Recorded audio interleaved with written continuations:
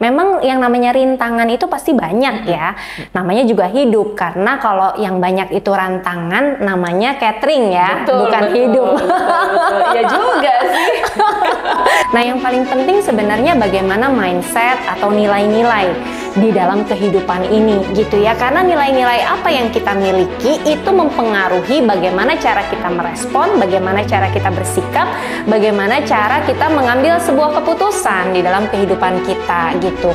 Ya, kita ngerasa korban. Iya, punya mental dikasihan-kasihanin, pengennya orang care sama kita, pengennya orang kasihan-kasihan sama kita. Hey, kamu punya authority, kamu punya kuasa, kamu mampu melakukan perkara-perkara yang besar bukan karena kuat, gagah, dan hebat kamu, tapi karena ada yang maha kuat, yang maha gagah, yang maha hebat tinggal di dalammu. Dia rindu ingin menyatakan pribadinya melalui hidupmu. Stop punya pikiran bahwa kamu itu korban dari keadaan. Mulai perkataan-perkataan iman, mulai percaya janji-janji Tuhan, mulai hidup sesuai dengan kebenaran firman Tuhan.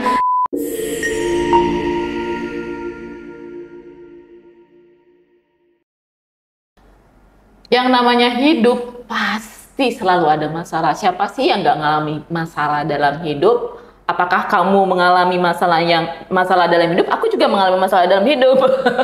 Tapi di podcast malam hari ini kita mau ngebahas bagaimana cara kita memandang suatu masalah, mengubahnya menjadi satu kuasa, menjadikannya sebuah kekuatan untuk mengubahnya menjadi pelajaran, menjadi hal-hal yang bisa memberikan kita kekuatan yang baru di masa depan. Nah, di malam hari ini di podcast yang spesial ini aku ditemani oleh narasumber kita yang berapa kali datang di podcast Curhat Bersama New Life, dan kali ini kita akan bertanya kepada beliau tentang apa yang harus kita lakukan untuk bisa melihat masalah ini menjadi suatu kuasa dalam hidup kita. Dan narasumber kita ini udah mengalami garam dan madu seperti lagu yang ada di TokTok ya. Udah juga mengalami asam garam, katanya udah mengalami manis semanis tebu atau apapun lah itu. Dengan Kak Dita, apa kabar Kak Dita?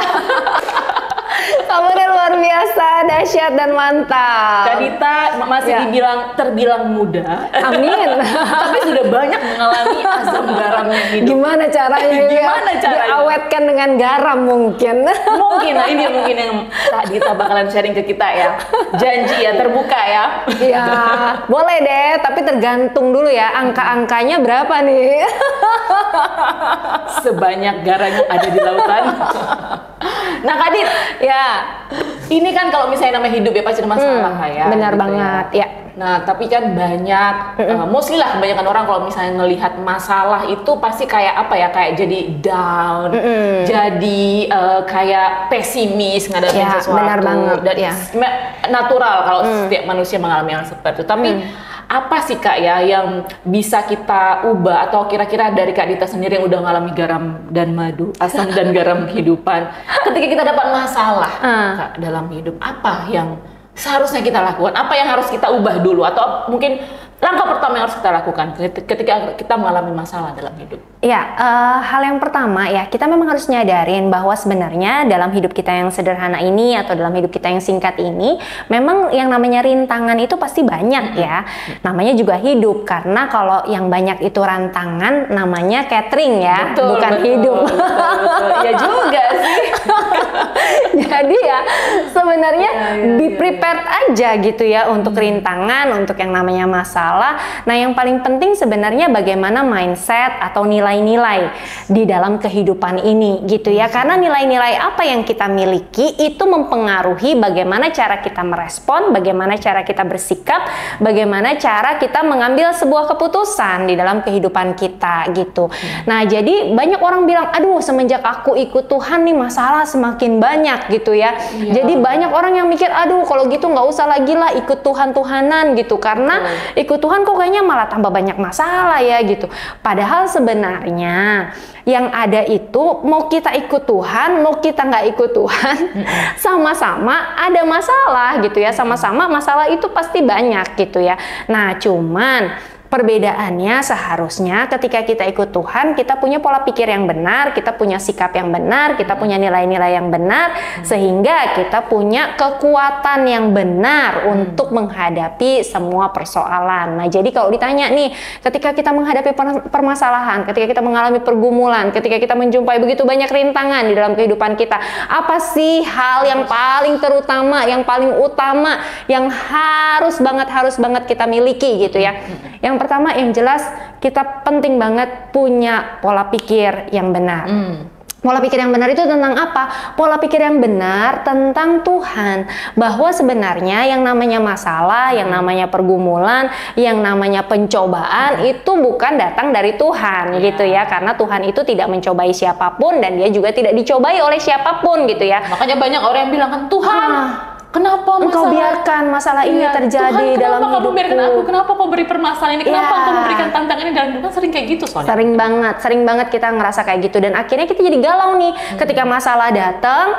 Kalau kita berpikir masalah itu dari Tuhan, terus kita mau berdoa jadi bingung kan? Tuhan, aku minta tolong diberi kekuatan untuk bisa menghadapi masalah ini. Aku minta tolong untuk diberikan jalan keluar dari masalah ini. Tapi entar dulu, kalau masalah ini dari Tuhan, jadi bingung kan, jadi galau sendiri gitu. Jadi mau minta tolong atau mau minta biarkan gitu kan. Karena ini dari Tuhan kan, jadi bingung gitu ya. Nah, padahal sebenarnya dalam firman Tuhan di Yakobus 1 ya. Coba kita lihat deh yuk. Di Yakobus 1. Nah, ayatnya yang ke 13 ya, itu dikatakan di dalam terjemahan bahasa Indonesia ya, di TB ya, di TB, di TB, di Yakobus 1 ayat 13 dikatakan demikian nih, apabila seorang dicobai, janganlah ia berkata, pencobaan ini datang dari Allah.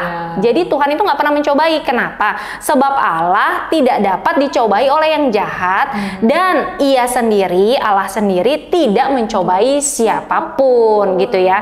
Tetapi ayat 14 dikatakan tiap-tiap orang itu dicobai oleh keinginannya sendiri. Jadi kalau ada masalah dalam hidup kita itu, jangan bilang Tuhan yang nggak sayang, jangan bilang Tuhan yang nggak tepatin janji, Tuhan yang nggak setia, Tuhan yang kok diem aja nggak denger doa, enggak gitu ya. Tapi tiap-tiap orang itu dicobai oleh keinginannya sendiri, karena ia diseret dan dipikat olehnya. Seringkali yang membuat masalah itu datang dalam hidup kita karena kita punya keinginan yang gitu banyak.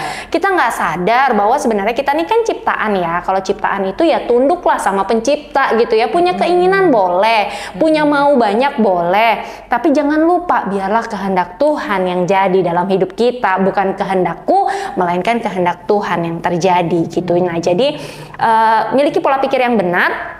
Pola pikir yang benar tentang apa? Pola pikir yang benar bahwa pencobaan itu datang bukan dari Tuhan, masalah itu datang bukan dari Tuhan gitu ya. Tapi dari si jahat tadi, dari si jahat, dari keinginan kita sendiri, dari keinginan orang lain mungkin yang bisa pada akhirnya membuat situasi itu jadi nggak jelas gitu ya. Situasi jadi banyak masalah gitu ya, kondisi jadi banyak rintangan gitu ya.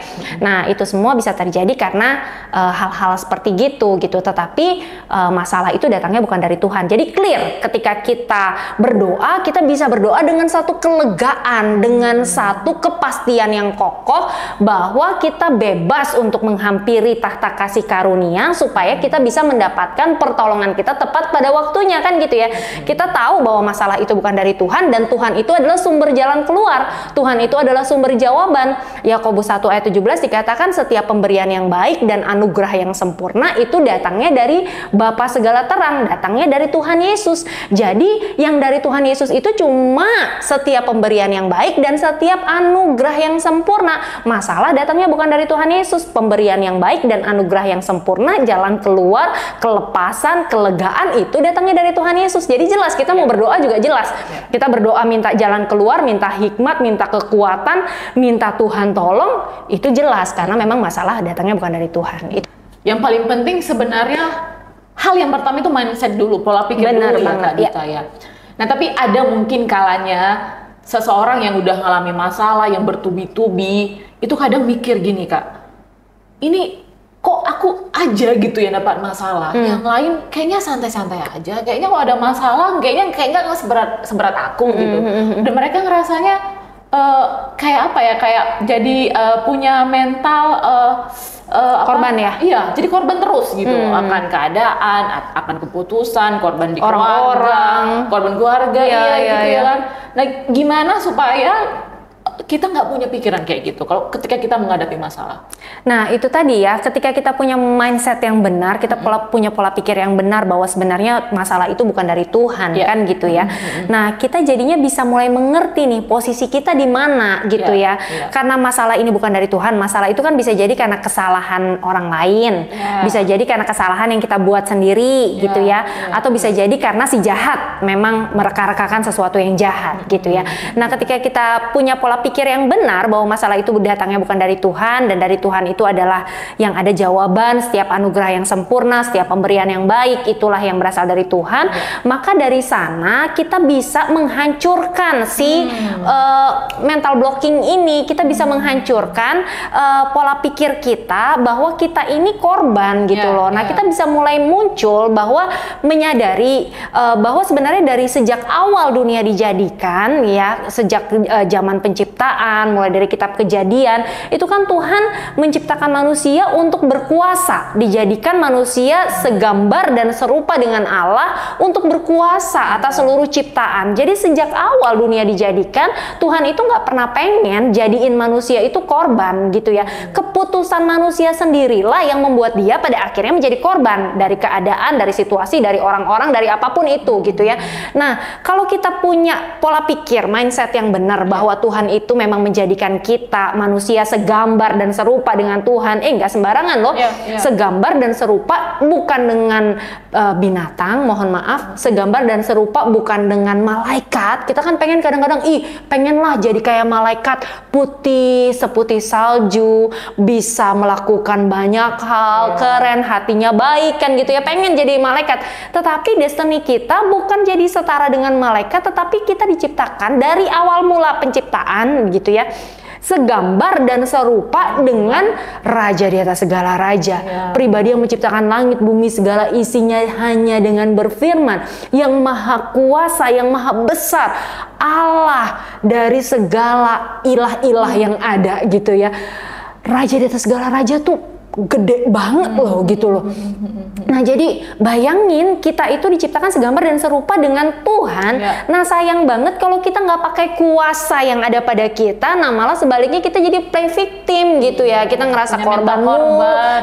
Punya mental dikasihan-kasihanin, pengennya orang care sama kita, pengennya orang kasihan-kasihan sama kita. Hey, kamu punya authority, kamu punya kuasa, kamu mampu melakukan perkara-perkara yang besar bukan karena kuat, gagah, dan hebat kamu, tapi karena ada yang maha kuat, yang maha gagah, yang maha hebat tinggal di dalammu. Dia rindu ingin menyatakan pribadinya melalui hidupmu. Stop punya pikiran bahwa kamu itu korban dari keadaan. Mulai perkataan-perkataan iman, mulai percaya janji-janji Tuhan, mulai hidup sesuai dengan kebenaran firman Tuhan, dan bukan hidup dikuasai oleh ketakutan, dikuasai oleh masalah, dikuasai oleh keadaan, dikuasai oleh omongan-omongan orang gitu ya. Tapi mulailah hidup dikuasai oleh kebenaran firman. Taklukkan pikiran, perasaan, dan kehendak kita pada kehendak yang maha kuasa. Dan dari mana kita tahu kehendak yang maha kuasa itu? Kita tahu kehendak yang maha kuasa dari kebenaran firman.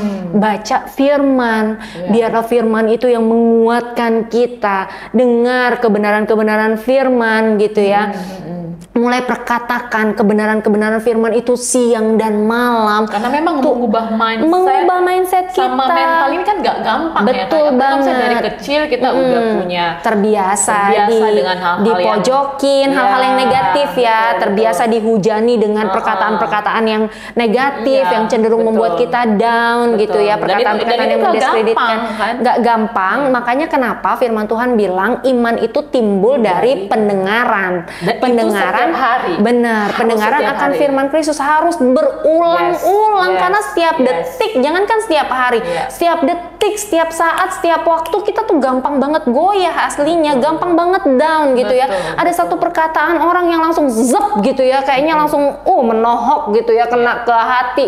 Langsung deh kita down, kita langsung limbung, kita langsung ngerasa nggak disayang lagi, langsung ngerasa kok kayaknya hidup berat banget, langsung ngerasa kayaknya kok cuman saya sih yang paling malang di dunia ini gitu ya. Tapi biarkan di titik-titik terendah dalam hidup kita boleh memperkatakan perkataan firman itu siang dan malam. Kita boleh memperkatakan janji-janji Tuhan itu siang dan malam. Karena janji-janji itulah yang menguatkan nantinya, menguatkan kehidupan kita, memberi kemampuan, memberi kekuatan untuk kita terus melangkah. Karena gini, firman Tuhan berkata di dalam, kita coba lihat ya, di dalam 1 Korintus 4 ayat 20, dan 1 Korintus 4 ayat 20 itu dikatakan demikian, sebab kerajaan Allah bukan terdiri dari perkataan, tetapi dari kuasa. Jadi setiap perkataan firman yang ada di dalam Alkitab itu nggak cuman kata-kata biasa, nggak cuman omong kosong, nggak cuman sekedar rangkaian kata-kata yang indah-indah saja, enggak, tetapi punya kuasa. Nah, kita kadang nggak sadar ya.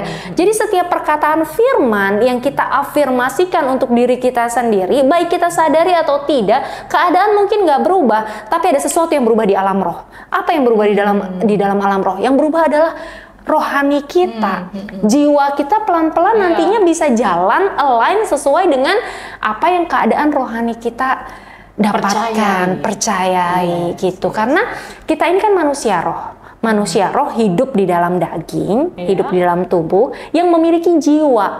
Nah, kadang yang jadi masalah kondisi yang dialami tubuh kita mempengaruhi jiwa kita. Jiwa kita goncang. Makanya kalau dengar ada orang sakit jiwa, kenapa bisa sakit jiwa? Karena lebih sepakat dari apa yang diterima, sinyal-sinyal yang diterima oleh panca indera, diterima oleh tubuh gitu ya, daripada mempercayai kebenaran firman atau keadaan roh. Padahal firman Tuhan mencatat kita ini manusia roh yang memiliki tubuh, yang punya jiwa, yang tinggal di dalam tubuh, kan gitu ya. Jadi mainnya itu sebenarnya roh ya? Mainnya itu rohnya.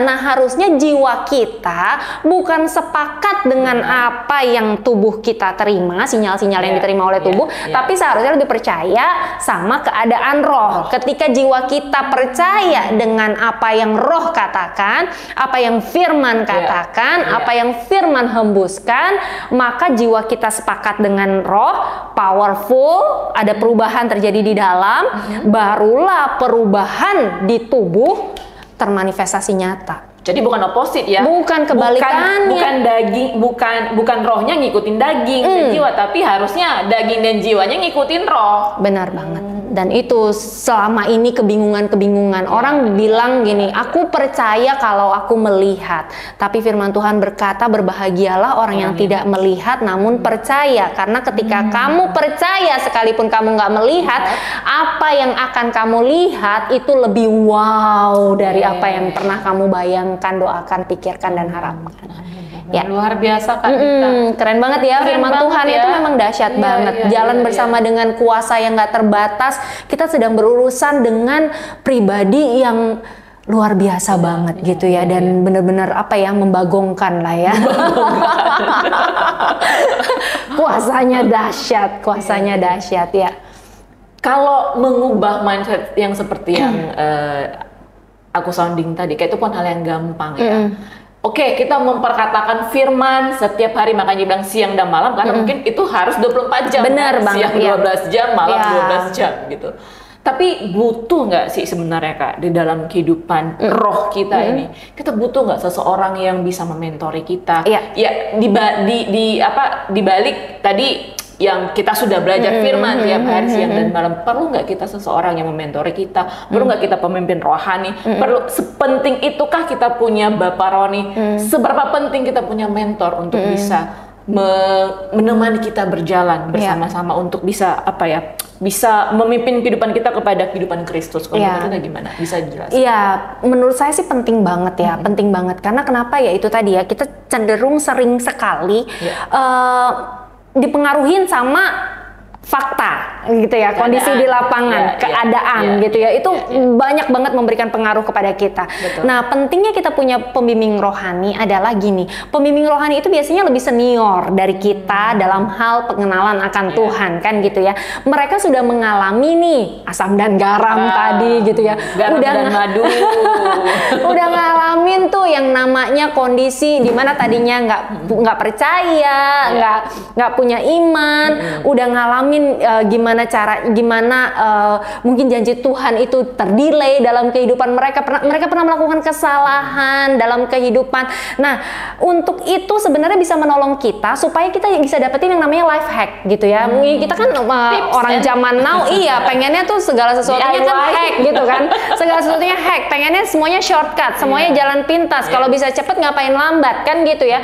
Pengennya, apalagi generasi micin kan, pengennya semuanya instan gitu ya. Jadi kita nggak DIY ya, do it yourself, tapi ada shortcutnya. Ada shortcut, ada guidance, ada panduan gitu ya, yang terus di samping mungkin Bapak Rohani itu bisa mementor kita, bisa memberikan kebenaran-kebenaran firman yang memerdekakan, kisah-kisah kehidupan mereka kita bisa jadikan teladan, kita bisa belajar dari pengalaman jatuhnya mereka, kita bisa belajar dari bagaimana pengalaman mereka berjalan bersama dengan Tuhan, kita bisa belajar bagaimana bangkitnya mereka, kita bisa belajar bagaimana mereka ketika menghadapi persoalan, pergumulan, kita bisa melihat dengan mata kepala sendiri gimana kondisi mereka ketika badai sedang menghantam atau ketika mereka sedang dibawa Tuhan untuk terbang tinggi. Kita bisa lihat dengan mata kepala kita sendiri, kita bisa belajar dari sana, kan itu lebih enak ya daripada kita harus berjalan dalam gelap nih, kita harus buka lahan atau buka hutan sendiri, kan lebih berat, bener nggak? Kalau udah ada yang lebih dulu buka lahan terus kita tinggal ngikutin jalannya kan lebih enak gitu ya. Jadi kita bisa lebih mudah menjalani kehidupan, dan yang lebih luar biasa lagi kalau kita punya pembimbing rohani itu jadinya gini, kalau pembimbing rohani mungkin sampainya di sini gitu ya, sampai di stages mungkin mereka sudah sampai 10 step gitu ya, 10 step dari 0 ke 10. Nah, kita nggak perlu lagi kan dari 0 ke 10, kita bisa mengalami percepatan, kita bisa langsung sampai ke 100 gitu loh. Kita bisa meneruskan visi yang daripada Tuhan, dan kita bisa melakukan perkara-perkara yang lebih besar, perkara-perkara yang lebih hebat, perkara-perkara yang lebih dahsyat lagi, karena gunanya pemimpin rohani itu sebenarnya untuk membawa kita untuk melampaui potensi kita untuk bisa melakukan perkara-perkara yang lebih besar sehingga nama Tuhan bisa lebih dipermuliakan. Di samping manfaat lain ya dari punya pembimbing rohani itu, ada pribadi yang mendoakan kita gitu ya. Ada yang terus-menerus nih memperhatikan jiwa kita. Mungkin kalaupun kadang-kadang pembimbing rohani kita juga nggak selamanya perfect gitu ya, nggak selamanya mereka juga punya semua jawaban dari A sampai Z atas pergumulan, atas persoalan, atas masalah-masalah kita gitu ya. Misalnya kita nggak punya kerja, bukan berarti pembimbing rohani kita itu bisa simsalabim abrakadabra, ini duit sekian juta gitu ya untuk kamu hidup, nggak gitu juga gitu ya. Tetapi paling tidak, sekalipun misalnya mereka tidak punya jawaban yang mungkin tepat sasaran gitu ya, atau bisa menjawab semua pergumulan dan doa-doa kita, tapi paling tidak pembimbing rohani itu bisa mendoakan kita seperti gitu, bisa berjaga-jaga atas jiwa kita, dan itu penting banget gitu ya, melampaui apa yang keadaan jasmani kita butuhkan sebenarnya. Setuju Kak Dita. Karena pengalaman setiap kita juga di New Life semuanya memiliki Bapak rohani, pemimpin rohani, dan juga bagi sahabat curhat mungkin yang pengen punya mentor, pengen dimentori, pengen memiliki Bapak rohani, pengen punya pemimpin rohani yang seperti yang Kak Dita sebutkan tadi, menjagai kita dan mendoakan kita, at least ya bisa mendoakan dan menjagai jiwa kita. Nah, boleh nih kontak kita, boleh hubungi kita, boleh WhatsApp kita di 0819 081 7-nya 4 kali 1, atau bisa langsung aja komen di bawah ke Ata atau tim curhat bersama New Life, boleh dong kira-kira siapa yang berkenan mau menjadi mentor saya, boleh langsung komen aja di bawah. Karena di podcast curhat bersama New Life, bebas curhat, Tuhan punya jawaban. Itu Iya. tagline kita, Kak. Oke, keren banget ya. Jadi memang gini, kenapa sih kok mau berikan mentor gitu atau mau mementoring orang, dan mungkin pertanyaan sahabat curhat di luar sana, kira-kira ada biaya nggak ya gitu ya, konsultasi gratis hari gini gitu ya, Gimana katanya namanya konsultasi itu konseling dia itu pasti ada biayanya. UUD Per jam, gitu per jam kan. mungkin Nah per itu jam. kalau kita kayak di tempat umum, kita lagi main jalan-jalan ke pantai, mau buang air aja mesti bayar kan Yes. gitu kan. Hari gini mana ada yang gratisan Nggak ada yang kan gratis ya, gitu ya. Ferguson. Tapi satu hal yang mau kami sampaikan bahwa kami boleh mengalami kehidupan yang baru, kehidupan yang berkemenangan di dalam Tuhan itu karena ada orang-orang yang rela untuk menginvestasikan waktunya buat kami, dan kami waktu dan hidupnya, nilai-nilainya, mau mendoakan buat kami gitu ya. Jadi kami bisa mengalami ini semua, bisa mengalami kemerdekaan, kebebasan, pemulihan, kehidupan yang baru. Semuanya kami dapat juga secara gratis, cuma-cuma, dan nggak dipungut biaya sepeser pun. Nah, jadi karena kami sudah dapatkan ini semua dengan gratis, makanya kerinduan kami juga sama gitu ya. Kami bisa membagikan nilai-nilai ini juga secara gratis, cuma-cuma, dan tanpa dipungut biaya sepeser pun. Kerinduan kami adalah supaya kehidupan sahabat curhat boleh memberi arti, boleh mengalami perubahan, dan boleh menjadi berkat untuk banyak orang. Itu saja kerinduan kami. Dan sahabat curhat boleh hidup di dalam panggilan Tuhan, dan nama Tuhan boleh dipermuliakan di dalam kehidupan sahabat curhat. Amin. Ya. Jadi nggak ada lagi nanti kalau misalnya sahabat curhat ngerasa setelah menonton podcast kita ini nggak ada lagi ada perasaan korban, mental korban, nggak ada lagi kan menghadapi masalah. Itu bukanlah hal yang susah, karena ada kuasa roh. Benar banget, ada kuasa. Kita, ya, Kak Dita ya. Benar banget. Nah, Kak Dita, ada beberapa kasus mungkin yang dialami sahabat curhat, dan hal-hal ini mungkin bisa kita lihat di sekeliling kita ya. Mungkin ada kayak kemarin di anggota gereja kita dulu ada yang dia baru tamat sekolah, terus merantau ke sini ke Batam ya, terus berapa bulan cari kerja nggak dapat kerjaan, ngerasa kok teman-teman aku semuanya dapat kerjaan sih, kok aku dapat kerjaan sih, ngerasanya kalau Tuhan itu nggak adil sama dia, karena teman-temannya aja baru sebulan di Batam udah dapat kerja, dia udah hampir setahun sampai sekarang belum dapat kerja. Ada juga yang mengalami lagi kena masalah pinjol, karena mungkin dia mengakui dia boros mengatur uang, hingga akhirnya dia terjebak dalam itu tadi pinjaman online ya. Jadi sekarang kehidupannya itu ya dari gali lubang, lubang, hingga ngerasa kalau aduh ini kalau misalnya aku kerja juga sampai 5-6 tahun ini nggak bakalan lunas karena setiap bulan membayari pinjolnya tadi. Mungkin ada juga beberapa kasus yang sedang sakit. Yang sedang sakit divonis dokter mungkin ada penyakit yang ya kalau secara medis mungkin nggak gampang untuk sembuh, tapi setelah udah berobat pun pada akhirnya sampai sekarang udah beberapa tahun nggak sembuh-sembuh juga. Nah, terus ada statement, Tuhan sayang nggak sih sama aku? Kok aku sakit seperti ini, kok nggak sembuh-sembuh? Udah berapa tahun dari berobat ke tradisional sampai berobat ke medis juga nggak sembuh-sembuh. Nah, hal yang seperti ini Kak Dita, gimana menurut Kak Dita untuk bisa menghadapi masalah-masalah seperti ini dalam hidupnya, selain tadi mindset secara aplikatif yang bisa Kak Dita sarankan kepada teman-teman curhat, sahabat curhat yang mungkin mengalami yang seperti itu? Ya, mungkin saya jawab satu persatu ya.